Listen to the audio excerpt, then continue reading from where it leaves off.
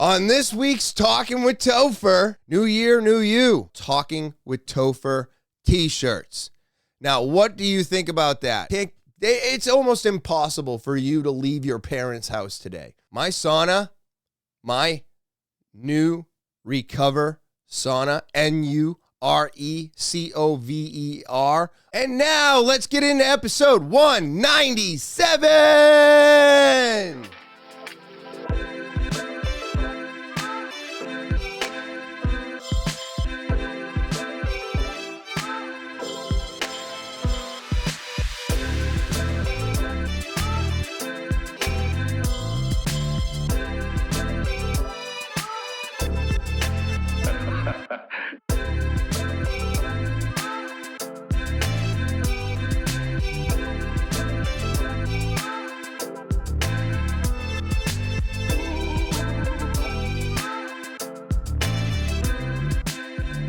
What is happening, TwT fans? It is so good to be back on this January 11th, 2024.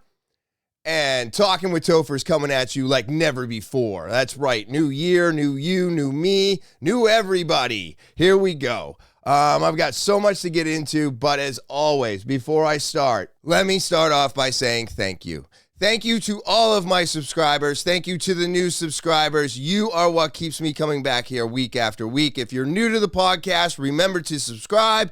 Click that button. It's free for you to do. So why are you not doing it? Click the button, support the podcast. And of course, remember to go ahead and copy and share that Linktree link. All right. It's the easiest way to help me make the podcast bigger. So go into the description below, copy that. Share it with everybody you know. And, of course, if you want your opportunity to be on Talking with Topher, or maybe just tell your story, TALKIN with Topher at gmail.com. That's the official email of the podcast. Remember, you can send an audio, video, or type it out, but you got to send it to the official email of the podcast, TALKIN with Topher at gmail.com. And now, with all that out of the way, let's get into today's episode, shall we? It has been a crazy, crazy start of the year for me.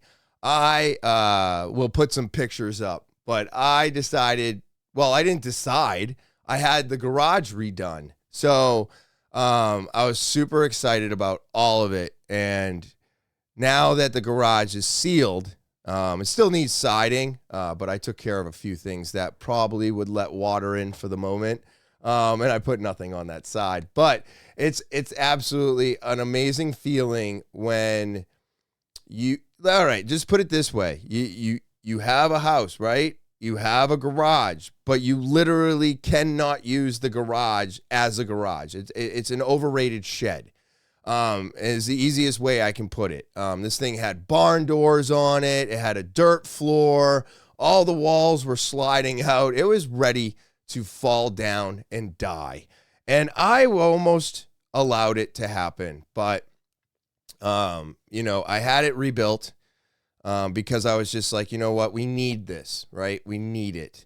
And when I had it rebuilt and restructured and fixed up, it was a feeling that I was going to be able to utilize this thing and maybe get some square footage back in my house. And for me was, just probably the most exciting thing in the world. I've been living here for a decade and never, ever, ever been able to utilize the garage as a garage. And now it took me, I'd have to say easily 9 to 10 hours in 2 days. So total of 18 to 20 hours total to clear out everything in my basement that was meant to be in the garage. And I have to tell you, it is a weird feeling when you do something for so long, it just becomes like a part of your everyday, a part of what you do and how you do it. And you don't realize when you're not utilizing something for what it is, how nice it is, and also how I'm going to have to say weird when you actually are capable of utilizing what you weren't allowed to utilize before, right? So it could be anything at this point. But I put everything that was supposed to be in a garage in the garage. And now I have an empty basement, for the most part. We still have storage and stuff like that. So I'm over the moon. I can put up some before and after pictures. They'll probably be popping in and out, but man, it is just amazing. Now there is a ton of work to do in the basement. I unfortunately found ants and bugs and dirt and, oh boy, some cracks in the concrete and just some ways for nature to get inside. And if I want to utilize the basement for an actual living space, which I'm being zoned and taxed for, but it's never been a livable area of the house. It's always been treated as a garage or a workspace or something else. And now I want to utilize it for jujitsu. I want to utilize it for my sauna, and we're getting a cold plunge, which is super exciting. The cold plunge should be here today. I'm recording on Wednesday. Yeah, usually I'm at jujitsu and I'm editing, but today I had to record an episode to make sure that this thing stays on the rails, right? I can't have the podcast falling off the rails. I don't want to let any of you down that have helped support me for so long. So I'm putting in an episode. I'm editing an episode. I've got a lot going on today, but I am very, very excited to finally be working on the basement, getting it fixed, getting it cleaned up, and utilizing it. Oh, yeah, and then there's still a guest room that needs to be ripped apart. I mean, it doesn't end, everybody. All right, so I don't know if you can afford to buy a house today, and I'm sorry for laughing because I just can't get over the fact that people can't afford a house today, right? It's almost impossible for you to leave your parents' house today. But guess what? I understand that this isn't as bad, and I get that, but I can't leave my house. So you can't even get your first house, and I can't leave my first house. So we're all stuck. And you know whose fault it is? It's the boomers' fault.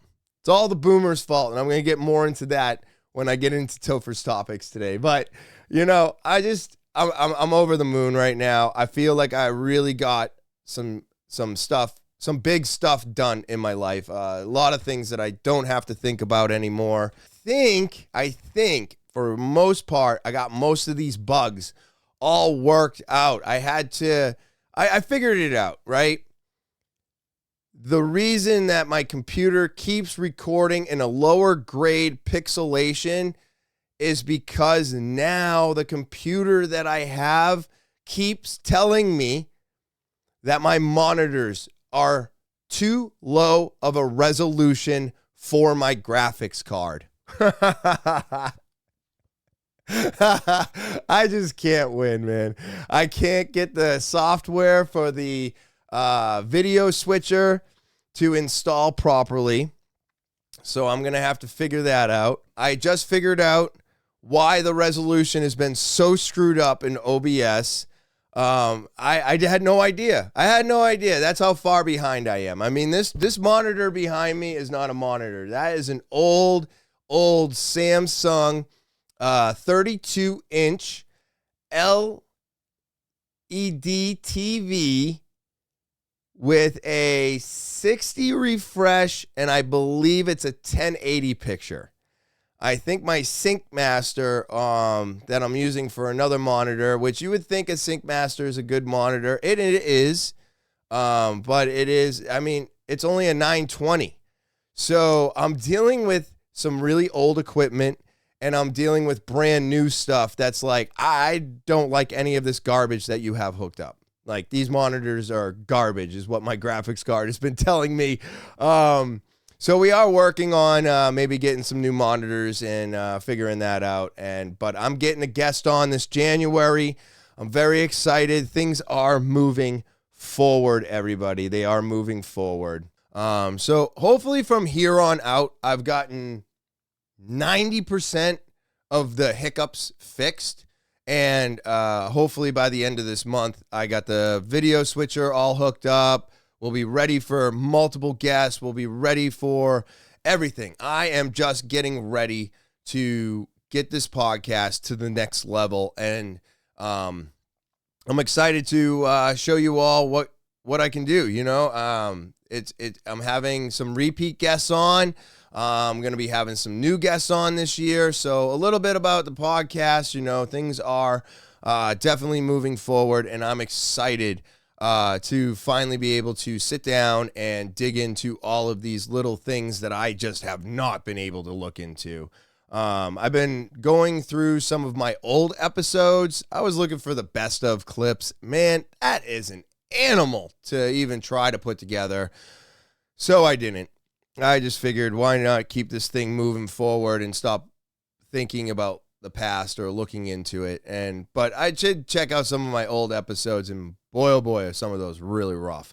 So I do have to say that I've physically seen my progress. I do have to say, not being able to go to jiu-jitsu on the first week that they're opening, and, you know, I'm supposed to be there this morning. I couldn't do it. My whole body is aching. The massive amounts of furniture that I moved by myself. You know, I'm proud of myself for doing it, but I also shouldn't have been doing it by myself. So my body's telling me that I'm 44, and hey, you probably shouldn't have done this, but you did it, and now you're going to pay for it. But in order for me to keep this thing moving and get episodes recorded, get my commercial recorded, do everything that has to be done for this, you know, I had to miss jiu-jitsu yesterday, and I had to miss jiu-jitsu this morning. I'll get there tomorrow afternoon. No big deal. We will get back on the mats, and I'm excited for that, you know. New year, new you, all right? That's the title of this one. New year, new you. What are you doing? What are you doing that's new for you? What are you doing? Did you set resolutions, or did you set yourself up with actual goals that you can accomplish and that will help you continue moving forward, you know, from here on out? Like I said, a resolution is a great idea. I just don't think that the amount of people that finish a resolution is high enough to keep those going. So if you have set a resolution or a goal or multiple goals like I've got so many goals, and they're all pretty reasonable. They're all pretty reachable, and I've already accomplished 4 of them. So, I mean, that's what I do. I write a whole bunch of stuff down, and I can't wait to put a line through it. I really can't. I mean, it is such a good fucking feeling to make a list and then put the line through those items on that list, and then look at the list at the end of 2 days and see everything crossed out. It is, God, it's a good fucking feeling. But when you are making that list and you're actually in the middle of doing it, I have to say, man, sometimes you're like, why did I even start this shit, right? Why did I start doing this? Because right now I'm getting aggravated. I'm upset. Things aren't working out the way you want them to. Everything takes forever. For me to put up a pegboard and 2 shelves took 3 hours. Now, mind you, I did have to empty them, take them down, rebuild them, and then find solid structure to attach them to, because I found out that, like everything in this house, these things were barely hanging on the wall anyways. I mean, the construction, the thought process behind the construction that they did, mind-blowing how any of this stuff was secure, safe, or I was capable of using it, because I'm telling you, it feels like everything in this house was put together with fucking duct tape and bubble gum.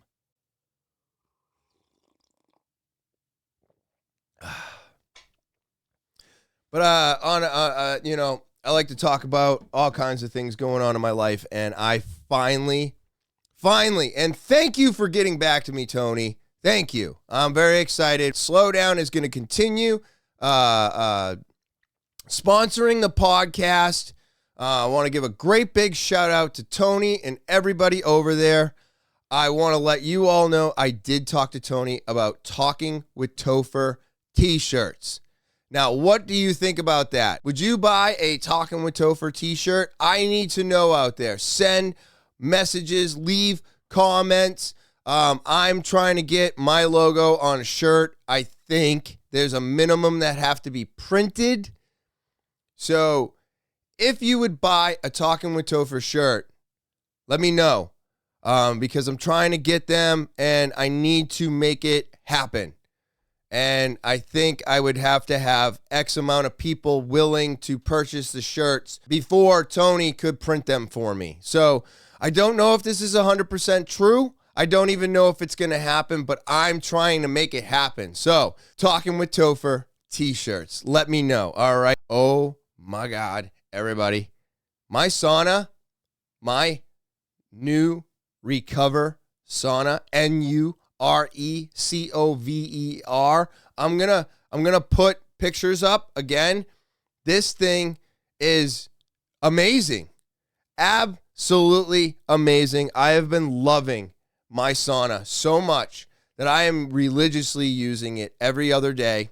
I'm staying in that thing. I couldn't make it 15 minutes on 9. Now I'm pushing 20. So the time is increasing, and I'm staying in it.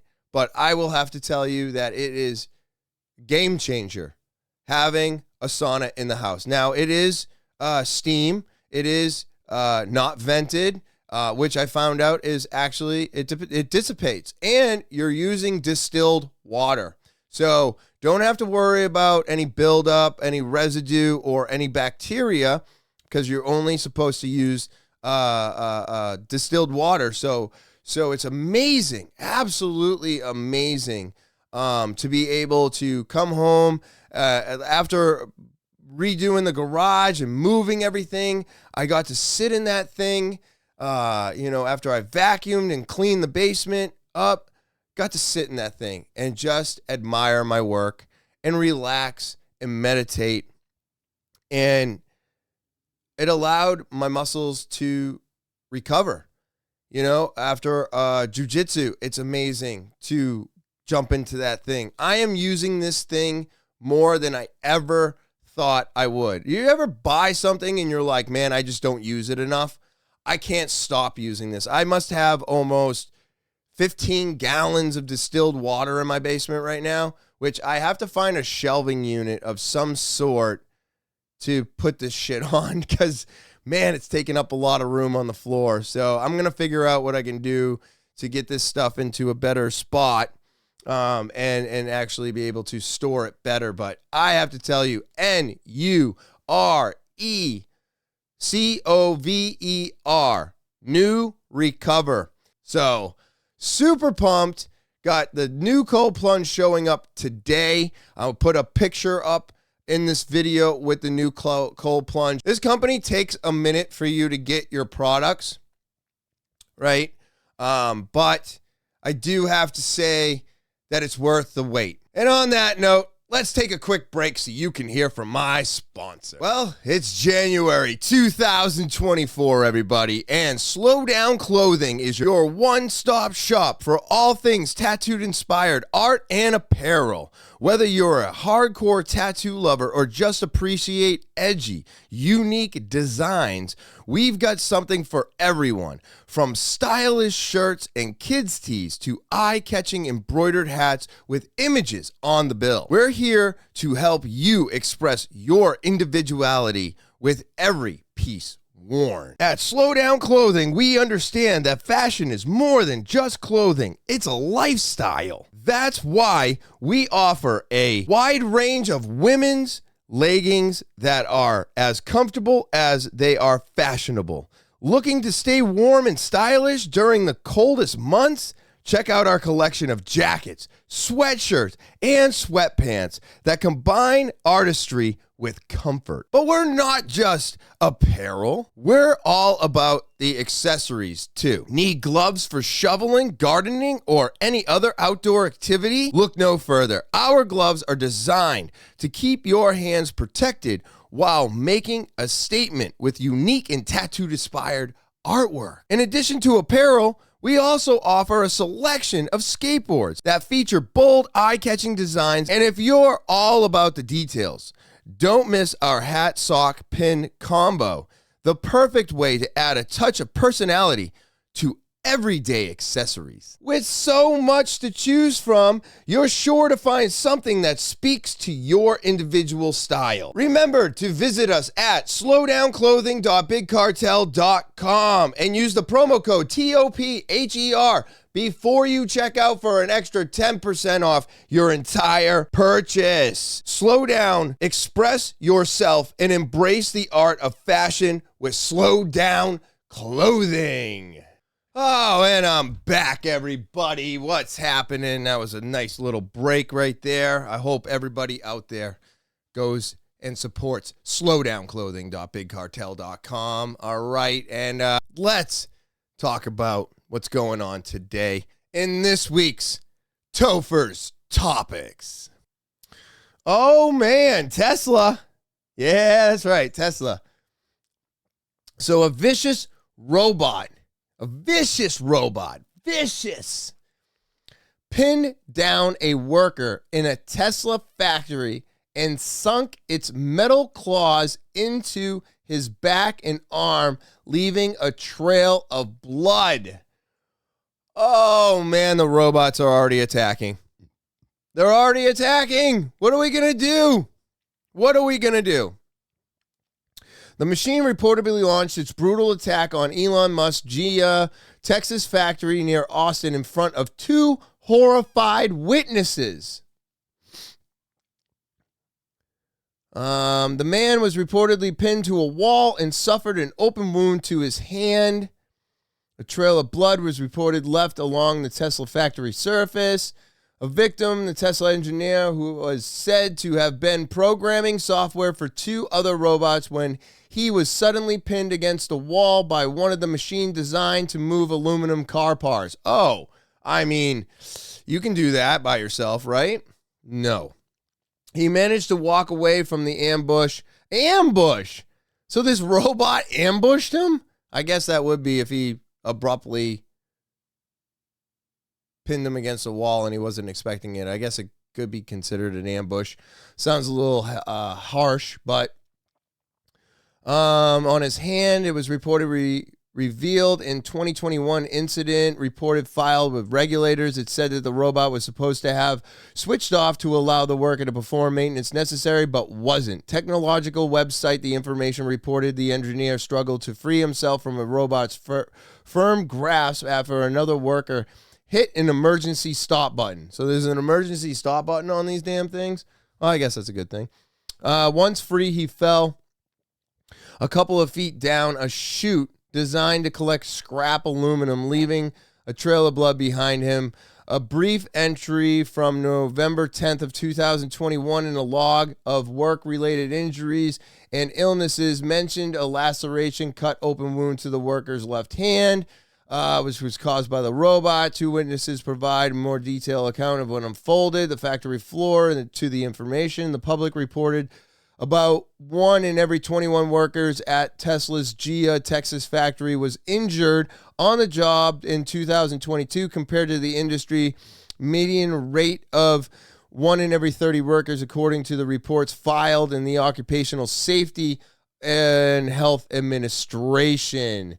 So, are you telling me that this robot attacked him in 2021? And this didn't happen today? I mean, this is crazy. Absolutely crazy that it happened. I don't care if it happened in 2021 or if it happened yesterday. It doesn't matter because this is our biggest fear. Is it not? That AI will take over and the robots will attack us. That's one of the fears. And if you're not fearing the technology possibly turning on us, well, then I think you are not looking at everything with open eyes, because we are building and curated the next species. Robots, AI. They are why we are here. They're why we're here. All right, and another Tesla thing. Tesla employee confirms that Optimus humanoid robot will join the Tesla assembly line. Oh, what? So you could be working right next to one of these guys here. So right now, the Optimus Gen 2 came out in December of 2023. And you can really see the evolution of this robot right here in the picture. And it looks really human. I saw did I see a video on this? But what I'm getting at here is that you could walk into work one day if you work at a Tesla factory, maybe the Gia one in Texas, where they moved to, and you could be standing next to a robot. No more Bill or Jan. Nope. Now it's Optimus. 2023, standing next to you, doing everything perfect. And how long will it take before that robot turns to you and goes, "You're doing it wrong"? Now you're questioning your work ethic. Oh my God. Fuck off. This is an exciting time for Tesla, as it is in the infancy of so many new products and software. It's like multiple startups in one company that's already selling EVs. Elon Musk makes bold statement, predicts that in the next 5 years, if Tesla executes extremely well, the long-term value could exceed Apple and Aramco combined, a $5 trillion market cap and $1,600 share price. When will Optimus assist with manufacturing? Elon has already said that the Tesla bot will do repetitive tasks and dangerous tasks at Tesla. There are likely both of these in high number. It makes a lot of sense for Tesla to utilize its own humanoid robot in its own factories. Of course it does. Look at that thing, dude. It is so sleek. It's like out of a fucking movie. There's eventually technology singularity approaching for Tesla, where the company will most likely be run by AI and bots doing manufacturing. Humans will simply be trainers of the bots and watch to make sure everything is in working order. Holy shit. So this is crazy how hundreds of people or passengers escaped a burning Japan Airlines plane. I can only say that it was a miracle. Now, there was almost 400 people on this plane when I believe a jet crashed into it and set it on fire in an airport. All 367 passengers and 12 crew members on a Japan Airlines flight, JAL-516, managed to escape the plane before it was fully engulfed in flames after a collision on the runway at Tokyo's Haneda Airport. On Tuesday, according to Japanese Transport Minister Tiesto Seito, television footage showed an orange fireball erupting as Japan airplanes collide with a smaller Coast Guard plane while landing, and the airline spewed smoke its side as it continued down the runway. The pilot of the Coast Guard's Bombardier Dash 8 plane escaped, but 5 crew members died, Centonio said. Within 20 minutes, all passengers and crew members on the passenger jet had slid down emergency chutes to get away from the plane, the Associated Press reported. How were hundreds of passengers able to disembark the Airbus A350 without any deaths or serious injuries. Aircraft safety and features and crew training. I think there's a lot of things to come together to allow people to get off an airplane like this without dying. Robert Sunwell, CBS News Transport Safety Analysis and former chair of National Transport Safety Board. One factor playing in Tuesday's large-scale evacuation, the crashworthiness of modern jetliners today. The interiors of the new airplane models are built to withstand fire. Some Walt said the side of the walls don't burn as quickly as they would in previous airplanes. Wow. Wow. Look at that, dude. God damn, man. That's a Airbus. Woo. That is so crazy that they got out and that they all survived this horrific fire.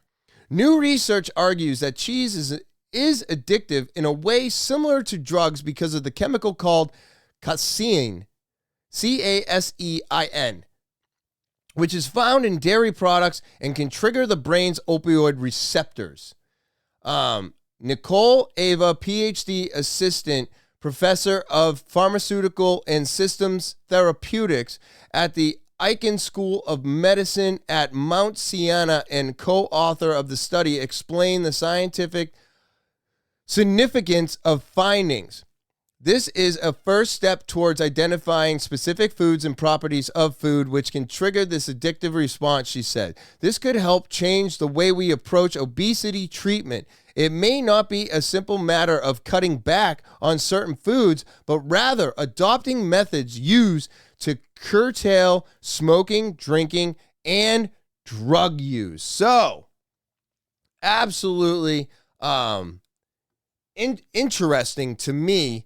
And I'm sorry for not putting it up on the screen there. But you can find the link, obviously, in the description below. But cheese has an addictive element to it, this casein, and it triggers the brain into pleasure. So when you eat cheese, it triggers the pleasures that you would normally get from I don't know, smoking a joint, drinking a beer. It's firing those same neutrons, which is why it's so enjoyable. You know, I love cheese. Cheese makes me happy. Milk has the same components to it since cheese comes from milk. And that's why kids drink milk and become sleepy because they calm down and they're not as rambunctious after they drink milk. And it's because of that chemical and because of the pleasure that it brings us. And then it causes us to be happy and relax and calm down, just like drugs do. Isn't that wild to think about? That something as simplistic as cheese, it could show us how to deal with our addictions. Visceral fat is a belly fat found deep within your abdominal cavity. It surrounds important organs, including your stomach, liver, and enzymes. It's different than subcutaneous fat, which is fat just below your skin. Visceral fat is actually more dangerous to your health. Diet and exercise are the best ways to prevent the buildup of visceral fat. So, visceral fat is extremely dangerous, and you should be worried about it. And now, knowing that over 4 pounds puts you in the red or the danger zone of all these problems, diabetes, health conditions, cancer, and of course, organ failure. It really opened up my eyes, and I'm hoping to open up other people's eyes. Go and watch this show. Go and check this stuff out. Be mindful of what you're putting into your body. And if you are on a journey this year to lose weight and be a better person, then let's start with fasting. That's where I like people to start. 12 hours, 14 hours, 16 hours, 18 hours, okay? those are your basic windows. I like to do the 5-day water fast. I have not done one in almost 2 years, but that's because I've been fighting with gaining weight, and I realized that that's not your battle, and that's fine. This is my battle. And I know I'm on the complete opposite. Oh, poor you. You can't put on weight. I get it. I get it. I get it. I get it. No one thinks that having trouble gaining weight is a problem. It's a problem for me. It's a problem for a lot of people out there. But unfortunately, the biggest problem is people trying to lose weight. And Ozempic is not the cure. Oh, Ozempic, you know. That shit's going to kill people one day. We're going to find lots of problems with that. I think everybody gives too much power to the pharmaceutical companies and not enough power to yourself to do your own investigation and your own due diligence on figuring this stuff out and seeing what works best for you. We just hear of this magical thing that Oprah's doing, and we just, oh, that'll work for me. Works for Oprah. I'm telling you right now. The vaccines were no good. Ozempic's going to be no good. Pharmaceuticals have been screwing us over for many decades, and we just keep allowing it to happen. I wish and I hope that one day pharmaceutical companies lose their advertising rights, and then let's see how well they do without these pretty goddamn commercials tricking everyone into thinking that there's a quick fix for everything. All right, and like I said earlier, the boomers are surging house prices. That's right. It's all their fault. Can we call this a rebounding market when sales are stagnating? Hi, Lisa. Yeah, it's a good question. And we've been describing the U.S. housing market as a tale of two markets. On one hand, you have the resale market where volumes are down more than 30% still from their peak due to greater affordability challenges and a lack of inventory. On the other hand, you've got the new home market, which has been the beneficiary of that, as that lack of inventory we spoke of is actually funneling demand in towards the builders. Ooh, he's got double monitors. And builders are also able to leverage their financing arms. I love They've been that. buying down rates. So when you see someone in the resale market paying, 7.5, someone coming into the new home market is looking at 5 to 5.5. But that being said, the broader housing market, as you said, I wouldn't necessarily call it a rebound. I mean, if you look at total sales in the existing home market, which is the biggest part of the housing market and the largest source of competition for the builders, we're at about a rate of 4 million. So we're still down a long ways. I think the thing to point out is we have a situation where volumes are being depressed, but home prices are stabilizing because of that inventory situation. Just want to pick up on what you're saying, Drew, and sort of push forward to later today when we get the Toll Brothers results. You said that a lot of these home builders are offering rates of 5 and 5.5% to extend their own mortgages to buyers of their homes. Is this essentially the effective rate in the new home sales market, since the other existing homes aren't really moving? Is this basically what's happening, that no one's paying that 7.1235% yield on the 30-year mortgage? No one's actually paying that who's coming into the market right now.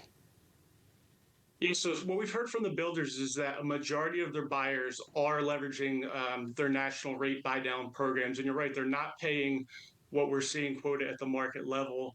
That being said, if you look at where rates are now, we checked before we came on this morning, we're up 7.5%. I think the last time we talked last week, we were at 7.25, and we're up more than 100 basis points since the beginning of April. So while people coming into the new home market are getting a lower rate, that rate too is going to go higher. And I think the concern for people investing in the home building space is going to be at what point the buyers start to balk, and at what point the builders have to kind of lever back up on their use of incentives to keep traffic moving. Because we saw from the latest data from the NAHB that when rates rose, traffic fell pretty sharply. So we think that if rates do sustain at these levels, we're going to see that use of sales incentives come back a little more forcefully. Just real quick here before we get to our next guest, because this really is the topic of the morning as we see yields goes to the highs going back 16 years.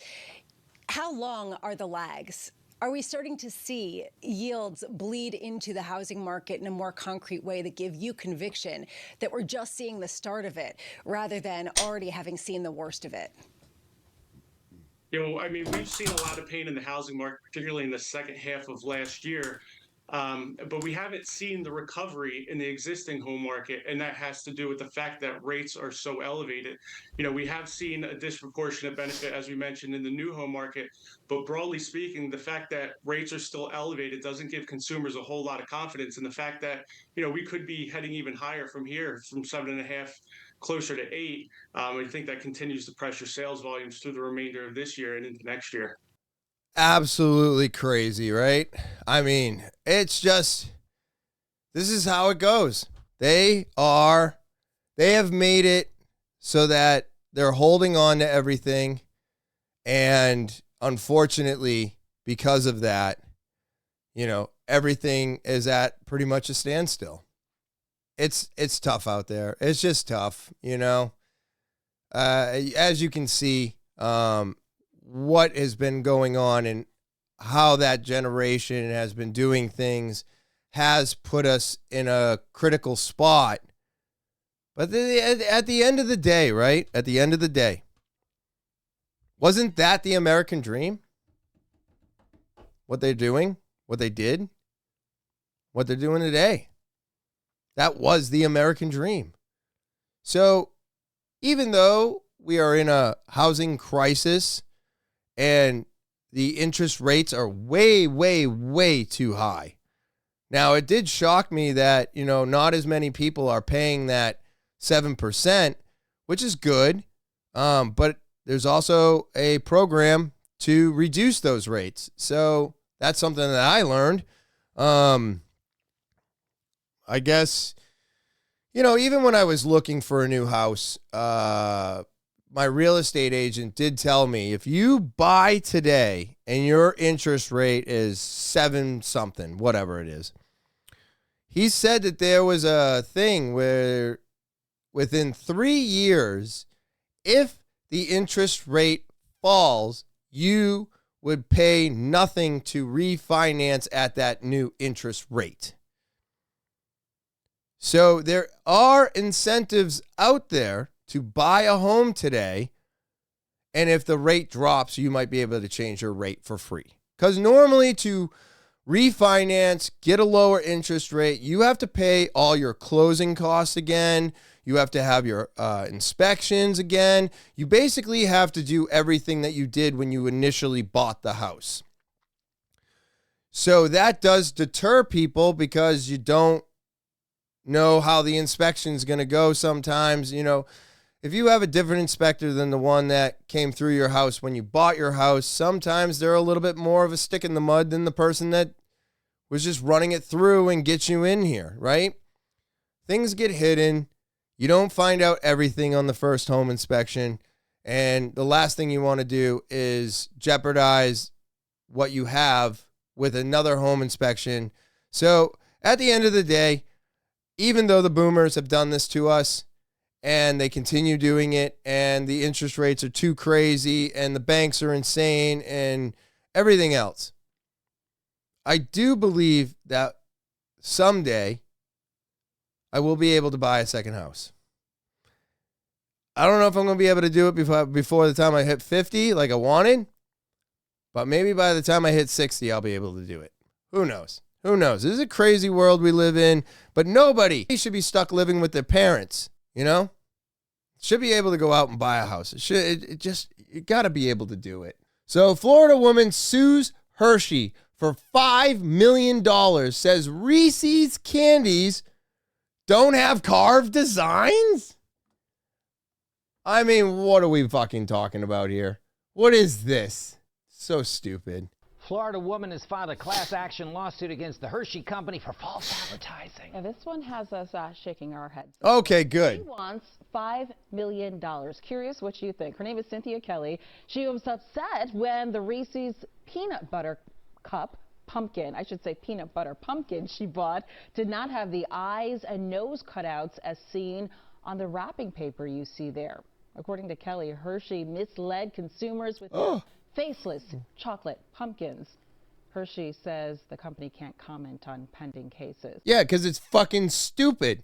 Yeah, because it's so stupid. Oh my God. Are you serious, you crazy person, you? I mean, what are we even talking about here? This is the other side of the spectrum here. People have way too much fucking time on their hands now. They're getting OnlyFans rich and TikTok rich, and all this stuff is happening, right? We've opened up all these new avenues for people to make money from home. And now we've given you more time to complain about stupid shit. What is going on with the world today when someone can file a lawsuit for $5 million because there wasn't a pumpkin face on my Reese's peanut butter pumpkin cup? What? Even the design on the package. You wouldn't be able to do that on the actual cup anyways, because if you bit into it, all the peanut butter would squeeze out of it. It's not like it was an icing drawn face. It was cut out of the chocolate, exposing the peanut butter. So why would you think that they would do that? All the other designs, the eggs and stuff like that, they're like drawn lines or they're etched in the chocolate. It doesn't expose the peanut butter. This picture shows the smiley face and the eyes and the exposed peanut butter underneath it. There's no way you actually thought that they were going to do that. This is retarded. I'm sorry. I think this is so retarded. I don't even care anymore. This is so stupid. So stupid.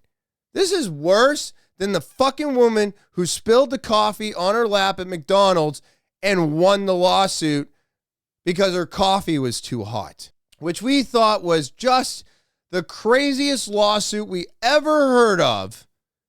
But that's the one that started every lawsuit that you've heard of today. And they just keep getting crazier and crazier.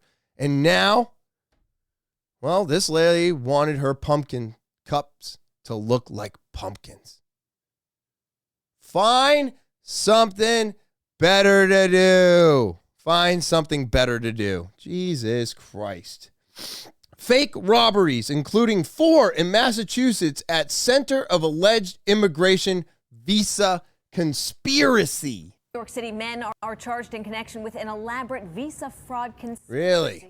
They're accused of staging fake robberies, and Jessica, several happened right here in Massachusetts. Yeah, that's right. The defendants' names are Rampai Patel and Balwinder Singh, and they're accused of staging the armed robbery so the victims could apply for advantage immigration benefits. So the alleged crimes happened in at least 8 fast food, convenience, and liquor stores across the country, including Richdale Food Shops in Hingham and Michael's Wine and Spirits in Weymouth. Federal prosecutors say the robber would threaten the clerk with an apparent firearm, take cash, then run off. The clerk, who prosecutors say who was in on the whole thing, would then wait a few minutes before calling police. The clerk would then claim they were the target of a violent crime, allowing them to apply for a U visa. It's only available to immigrants who have suffered abuse and who have been helpful to law enforcement. Court documents show the other local stores involved are Yogi's Liquors in Marshfield and Jimmy's Market and Liquors in Randolph. The clerks involved are alleged to have each paid Patel $10,000 to participate in the scheme so they could get the visa. In turn, Patel allegedly paid the store owners up to $2,000. I mean, this is just a wacky world we are living in today. And you know what? I'm so happy to be part of it because it would, what else am I going to talk about? I mean, this world doesn't stop surprising me over and over and over again. But I hope everybody out there is having a great start to the new year. I hope your resolutions or your goals are met or you're trying to meet them, let's make this an awesome 2024. But I just want to thank everybody out there. To all my subscribers and to all the new subscribers, thank you so much. And of course, if you're new and dropping by, checking it out, maybe you got sent the link tree, make sure you hit that subscribe button. Of course, if you want your opportunity to be on the podcast or tell your story, talkinwithtopher@gmail.com. Remember to send an audio, video, or type it out. But again, you got to send it over to the official email, talkinwithtopher@gmail.com. And of course, don't forget about the link tree. It's in the description below the video. Go ahead and click that. It's going to give you access to everything TWT. It's just that easy. And of course, it's just that easy to share the podcast now. Go ahead, copy that and share it with everybody you know. Help me make the podcast bigger. And of course, on that note, I hope everybody out there enjoys their Thursday. I hope you have a great rest of your weekend. And as always, I will talk to you later.